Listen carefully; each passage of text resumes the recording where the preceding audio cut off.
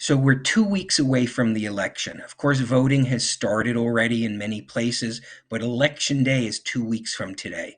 I'm thinking back to over the summer, August 2nd. I talked to you about not getting sucked into Operation Demoralize, that the polling was garbage over the summer. They were trying to create a narrative that all was over, that Harris was the sure winner. I said, that don't believe that for a second. It happens every cycle. I repeated that again a couple of weeks after that in August and told you to ignore the polling over the summer. I don't get everything right. I get a lot wrong, but I got that right because what I said back then is this is going to come down and it's going to be a tight race. And don't believe anybody who tells you otherwise in the middle of August. And we are now 2 weeks out from the election, and it is a tight race.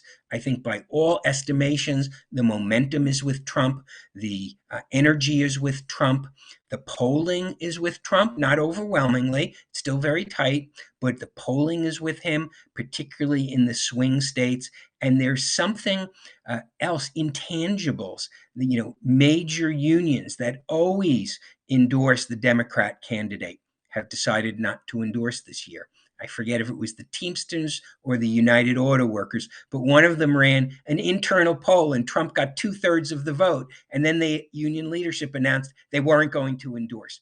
There's those intangibles lead me to think we could be on the cusp of a major victory. Of course, it could go either way.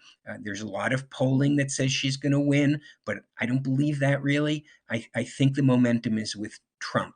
And part of it is he's really connecting with the public. He's having a lot of fun. He's coming across as very natural. And McDonald's visit, where the left and the Democrats are completely freaking out about, I think was a huge hit and just another example of him connecting with the voters and connecting with people. Harris, by contrast, did one of the most cringe videotapes for the Al Smith dinner, which is the large Catholic dinner in New York City. Trump went there and really knocked it out of the park with about a 25-minute comedy routine, frankly.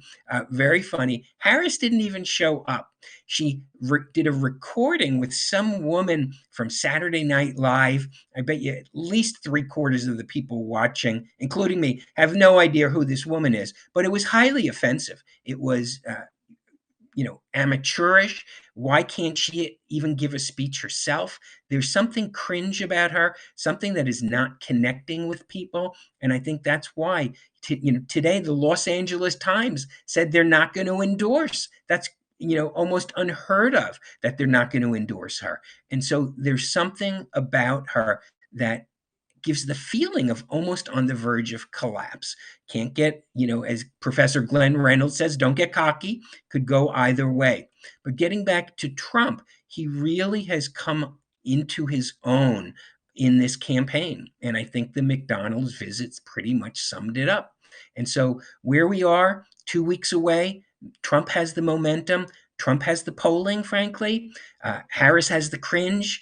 And people seem to be running for the exits on her. And that's probably the worst sign that she could possibly have when the major unions, who always get out the vote for the Democrat, are walking away from her.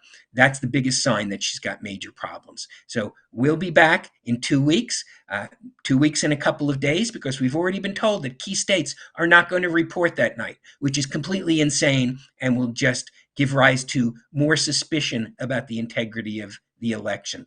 I remember long before 2020, the running joke used to be, in Pennsylvania, you need to win by the margin of fraud.